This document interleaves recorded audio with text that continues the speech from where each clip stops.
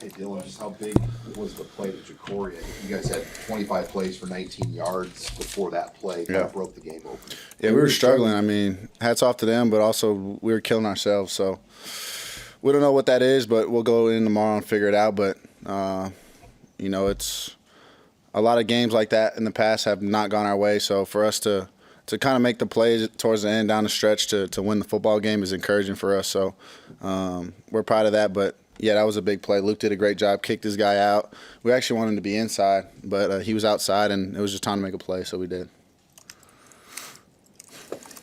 What happened on that play from your perspective that allowed you to buy some time, step up in the pocket and make that throw in some situations where it looked like earlier in the game things were breaking down and not working out? Yeah, it was the way the play was designed. It was a sprint out.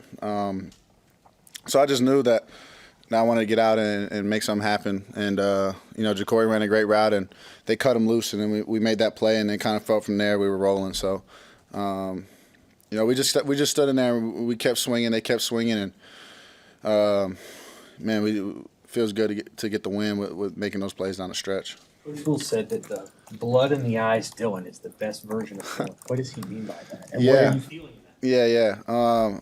Well, he came over to me in the middle of the game and was like, "This is me and you," and that struck me. And then we went out there and scored, and he was just trying to tell me to take my energy because I was juiced up to the team and everybody. So, what I told him, I said, "Coach, I don't know if I can say this, so I won't say it, but I said, I got blood in my eyes, like we're going to win this football game, and I wasn't going to let it slip away." And so, it's something you train for in the whole offseason. You wait for a moment like that, so you got to jump on it when you get it.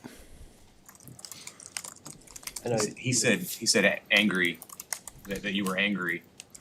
When you saw it up close, you were kind of describing it. Is that how you felt about the way it was going? Yeah, there were some plays that, we've gone over all week and missed some there, and you go back and look at it, and there's guys running wide open, and it's the worst feeling when you're either on your back or you're scrambling for no reason, and there's guys running wide open, and you're trying to get the ball off. So I don't know. I'm proud of the way the O-line fought, though. They kept fighting, they kept punching, and I thought Pritch did a great job locking down that side. I know you don't want to make excuses, but how did the wind factor into the? Yeah, it didn't factor at all. Yeah, I came out in pregame, threw with the wind, threw against the wind, and it was about 4-yard difference going into the wind and going against. So the wind didn't factor in anything. I didn't think any throws were.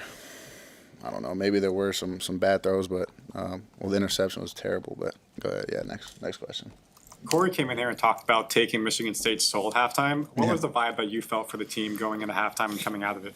Yeah, there's a situation in the Michigan game where we had the ball and it was tie football game, and as we were watching the tape, we're like, these are the drives that you got to go down and you got to score because you never know if they go back out and score because there's great football teams in this league and you can't give anyone hope. So Jacory, that dude makes plays left and right.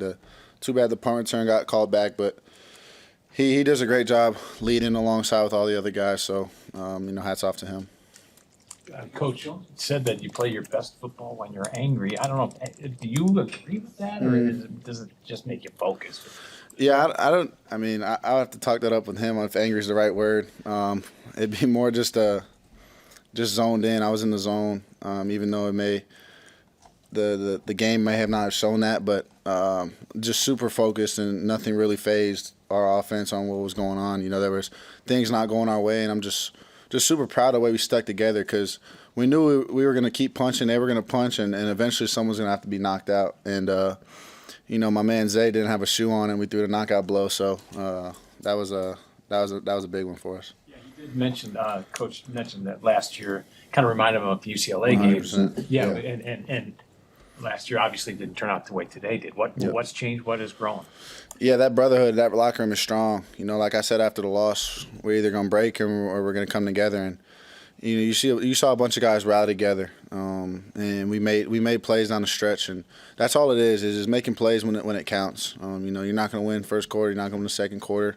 We knew they were going to be a third quarter team, so we just had to withstand the storm, and we came out on the end, and I thought our pass rush and our D line they got a lot of hate, which is unfortunate, but I thought they rushed the passer tremendously well, and our DBs and then linebackers covered. So they gave us a shot to win, and our guys made plays. When you guys can force 3 turnovers and then special teams can have the impact they had, how much easier does that make your day and take some of the pressure off of you? It's important. And special teams can tilt a game, and you've seen it today. It got us a score. A couple scores, one got called back, and our defense was causing havoc all night. That was a big emphasis this week was havoc plays, and they forced their quarterback to make plays and play the football he didn't want to play, and it resulted in interceptions and helped us keep pushing forward. Dylan, Coach Rule said that you hurt him when you guys were celebrating the block punt for a touchdown. Can you talk about it from your perspective? Yeah, he was just smiling at me, and as I was running down to go celebrate Jameer, he just was staring at me, and I'm like, he probably wants me to hug him and squeeze him, so I did, and I thought all this training was going to pay off for him, but I guess it didn't. He got to lift a little more weights. Okay.